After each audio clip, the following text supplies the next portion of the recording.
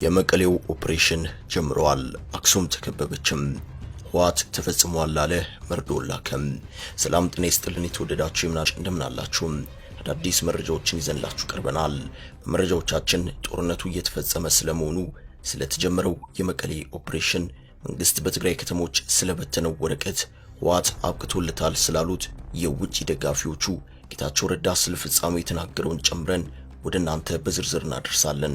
መከላከያ ሰራዊት ለ50 ቀናት ስላቀደው ኦፕሬሽንና 100% ስላሳካው አስደማሚ የውጊያ ስልትም መረጃ አለን። ይህ ኦፕሬሽን ፍጻሜው መቀሌ ላይ ነው። ከ10 በላይ ከተሞችን ስላካለለው ኦፕሬሽን ዝርዝር መረጃ ወጥቷል። ስለ አክሱም፣ አዲግራት፣ መቀሌና አላማጣ የተሰሙ የድል መረጃዎችን ወደ እናንተ እናደርሳለን። ስለ አጠቃላይ የውጊያ መረጃዎች፣ ስለተገደሉት የህወሓት ተዋጊዎች ጭምር አስገራሚ መረጃዎችን ይዘንላችሁ ቀርበናል። እስከ ፍጻሜው ድረስ አብራችሁን ቆዩም። የህወሓት ቀብር መፈጸሙ እየተነገረ ነው። ህወሓት በጦርነቱ ሙሉ በሙሉ በሚባል ደረጃ ተሸንፏል። ይህንንም አምኗል። በአሁኑ ሰዓት መቀሌ ኦፕሬሽኑ የተጀመረ ሲሆን በመከላከያ ሰራዊት ያልተከበበችው ብቸኛ ከተማ የአብዛኞቹ የህወሓት አመራሮች የትውልድ ቦታ አድዋ ብቻ ናት።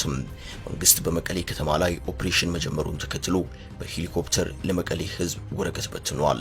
ጥምር ጦሩ መቀሌ ከተማ ውስጥ ጭምር ውጊያ ሊያደርግ ስለሚችል ህዝቡ የህወሓት አመራሮች ካሉበት አካባቢ እንዲርቁ ጠይቋል። በትግርኛ የተበተነውን ይህንን ወረቀት የመቀሌ ነዋሪ እየተሯሯጠ በማንሳት አንብቦታል። በትግርኛ የተጻፈው የመልእክት ጦርነቱ ማለቁን የሚያበስር ሲሆን የትግራይ ህዝብ ራሱን ከሽብር ቡድኑ እንዲያርቅ፣ ልጆቹን ወደ ጦርነት እንዳይልክና ከመንግስት ጎን በመቆም ሰላሙን እንዲያረጋግጥ የሚጠይቅ ነው። ህወሓት አርሚ 50 የተባለውን ኃይሉን በመቀሌ በማሰማራት ህዝቡ ወረቀቱን እንዳያነሳ ለመከላከል የሞከረ ቢሆንም ነዋሪው ወረቀቱን በሞባይል ጭምር ፎቶ በማንሳት እየተቀባበሉ መሆኑ ተረጋግጧል። የደብዳቤው ትርጉም እንዲህ ይላል። የተከበርከው የትግራይ ህዝብ ሆይ፣ የኢትዮጵያ መንግስትና ህዝብ ጦርነቱን አጠናቆ የትግራይን ህዝብ ነፃ ለማውጣት የመጨረሻው ምዕራፍ ላይ ደርሷል። ስለሆነም መላው የትግራይ ህዝብ ራሱን ከውጊያ ቀጠናዎች በማራቅ ሰላም በሰፈነባቸው አካባቢዎች ሆኖ ራሱን እንዲያድን ጥሪ እናቀርባለን ብሏል። ሽሬ ሙሉ ለሙሉ ተይዛለችም። ከሽሬ አጠገብ ያለችው ፊያቅሺም በመከላከያ እጅ ስር ገብታለችም። አሁን የህወሓት ኃይል በአክሱምና በአዲግራት ዙሪያ ተበታትኖ ይገኛል። ማይጠብሪም እንዲሁ ሙሉ በሙሉ በጥምር ጦሩ እጅ ገብቷል። አዲግራት ከተማ ውስጥ የነበረው የህወሓት ጦር ተቆርጦ ተከቧል። አላማጣ ከተማ ላይ ተቆርጦ የነበረው የህወሓት ኃይልም ተከቧል። የወገን ጦር አላማጣን አልፎ መቀሌ ድንበር ላይ ስራውን ጀምሯል። የአክሱም ጉዳይም እያበቃ ነው። አክሱም ከተማ ሙሉ በሙሉ በአገር መከላከያ ሰራዊት ከበባ ውስጥ መግባቷ ተረጋግጧል። በዋግምራ ሰቆጣ ግንባር የተነሳው ጥምር ጦር ከአላማጣ ወዲያ ትግራይ ክልል ገብቷል። ጥምር ጦሩ የዛታን ተራራ ቆርጦ ነው ትግራይ ገባው። ኮረም በአጭር ጊዜ ውስጥ ሙሉ በሙሉ ነጻ ትወጣለች ተብሏል። ከአዲ አርቄ አቅራቢያ እስቲያ ወንዝ የተነሳው ጥምር ጦሩ የህወሓት ኃይል ምሽግን ሰባብሮ ማይጠብሪን ተረክቦ ወደ መቀሌ እየገሰገሰ ነው። አዲ አርቃይ ከተማን አልፎ መጥቶ በነበረው የህወሓት ኃይል በደረሰበት ጠንካራ ምት ጠጣህ፣ ሲምንዛህ፣ አዲ አርቃይ፣ ጃማ ወንዝ፣ ማይለሃም፣ ማይቃጫን፣ ኮሎፊያህ፣ አባማር፣ አዲ ጉባይና ወያን በመልቀቅና ወደ አቂስ ማይጸብሪና 00 ለመሸሽ ተገደዋል። አሁን ከዚህም አልፎ ሌላ ታሪክ ውስጥ ገብቷል። ህወሓት በዚህ ግንባር አንድ ኮሎኔል ጨምሮ የሸሹ በርካታ ታጣቂዎቹን ረሽኗል። የተረሸነው ኮሎኔል ሙዝ ይባላል። ኮሎኔሉ የተገደለው ውጊያ አበላሽታል ተብሎ ነው። የመቀሌ ነዋሪ መከላከያን እንዲቀበል መልእክት ተላልፎለታል። መከላከያ ለ50 ቀናት ሲያቅደው የነበረው ኦፕሬሽን 100% መሳካቱ ተረጋግጧል። ለ50 ቀን የፈጀ ውይይትና ጥናት የተደረገባቸው እነዚህ ግንባሮች ሁሉ 100% ተሳክተዋል። አሁን ሁሉም ነጻ ወጥተዋል። ግንባሮቹ የሚከተሉት ናቸው። መከላከያ ከኤርትራ አቅጣጫ ከገምሃሎ በመነሳት ሸምበሊና፣ ሽራሮ፣ ደንብደ፣ አባላ፣ ማይባሪያ፣ ማይኮሊ፣ ደደቢት ገብቷል።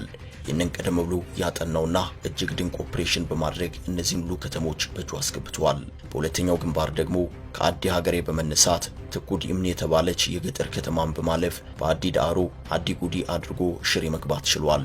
በሶስተኛው ግንባርም እንዲሁ ከኤርትራ በመነሳት አስገደ ጽምብላ ግንባር አድርጎ ሽሬ ከገባው ኃይል ጋር ግንባር በመፍጠር እንዳራስን መያዝ ነበር ይዟል።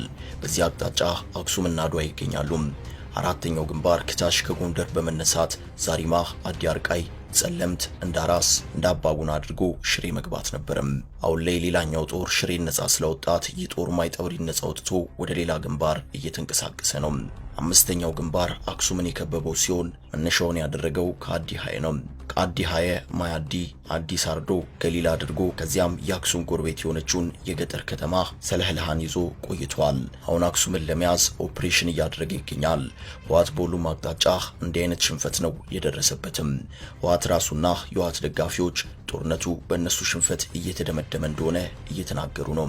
ጦርነቱ በህወሓት ሽንፈት መፈጸሙን ያመነው አንደኛው ነጭ የህወሓት ሰው አሌክስ ዲዋል ነው።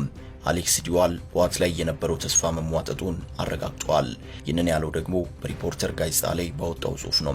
ከአሌክስ ዲዋል በላይ ህወሓትን ስለማናውቅ እሱ ተስፋ ከቆረጠ እኛስ ተስፋ እንዴት ይኖረናል በሚል የትርጉም ቅኝት በመስጠት ሌላኛው ፈረንሳያዊ የህወሓት አክቲቪስት ጽሑፉን በትዊተር ላይ አጋርቷል።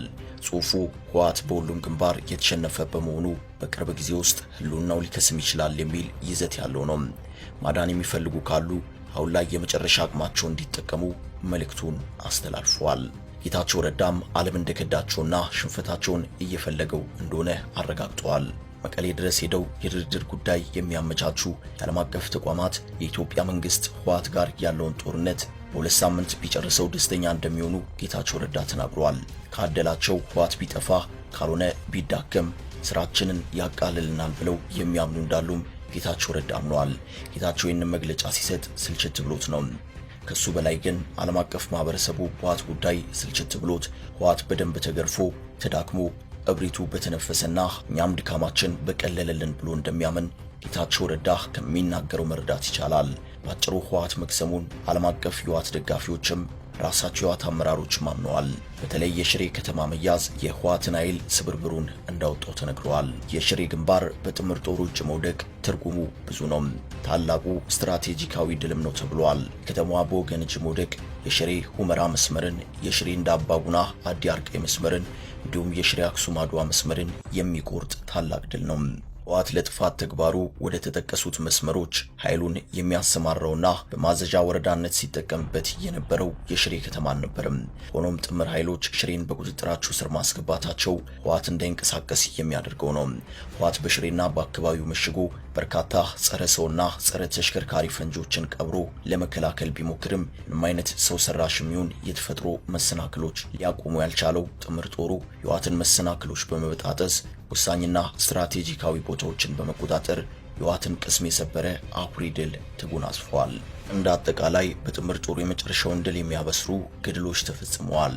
በደቡብ ግንባር በሰሜን ወሎ ግዳን ወረዳ ወትወት፣ ሲሞንዛ፣ ማሆጎ፣ ጀመዶ፣ ግራኛገውና ዶጊያት የነበረው የህወሓት ጦር የተደመሰሰ ሲሆን ህወሓት ቡድኑ ቀሪ ኃይሉን ወደ አላማጣ አየር ማረፊያ እንዲሸሽ አድርጓል።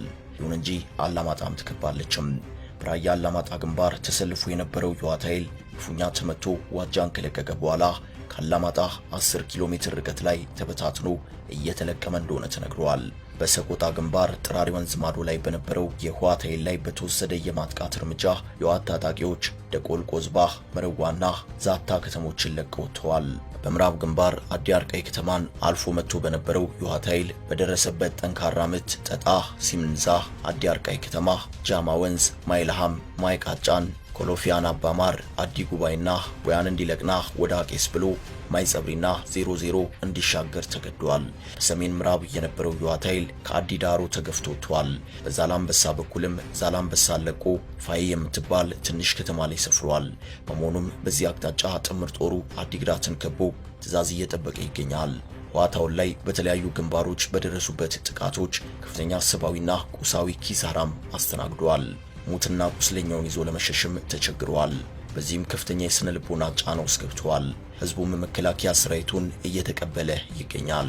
ከተሞችን ጥሎ መሰደድም አቁሟል። በጥምር ጦሩ እጅ ባለችው ሽራሮ ከተማ ህወሓት ህብረተሰቡን በሐሰት ፕሮፓጋንዳ በማወናበድ እንዲለቅ ቢያደርግም ህዝቡ ወደ ቀዬው ተመልሶ መኖር ጀምሯል። በሌሎች ከተሞችም ህዝቡ ቀዬውን ጥሎ መሸሽ አቁሟል።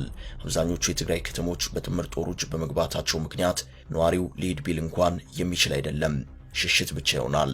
በአሁኑ ሰዓት መከላከያ በከፊል ያልያዛቸው አድዋና ውቅሮ ሲሆኑ መቀሌ፣ አዲግራት፣ አላማጣና አክሱም በጥምር ጦሩ ሙሉ በሙሉ ከበባ ውስጥ ይገኛሉ።